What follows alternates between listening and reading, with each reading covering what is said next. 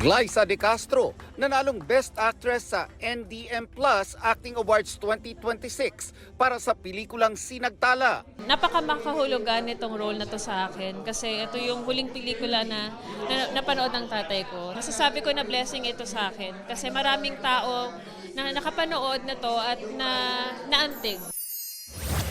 Paul Salas nireveal na nagkaroon na sila ng closure talk ng ex na si Mikey Quintos. Ikinwento niya yan sa Fast Talk with Boy Abunda. Napag-usapan namin ni Mike after nga nun, nagkaroon kami ng closure talk na ayaw din talaga namin sabihin. But gusto ko lang po i-clear na it's about our goals and purpose siguro. Pamilya de Guzman reunited sa set ng The Secrets of Hotel 88. More than 1 million views na. Sa TikTok ang kulitan ni Will Ashley, Clarice de Guzman, Mika Salamanca at Esnir. Nelson Canlas nagbabalita para sa GMA Integrated News.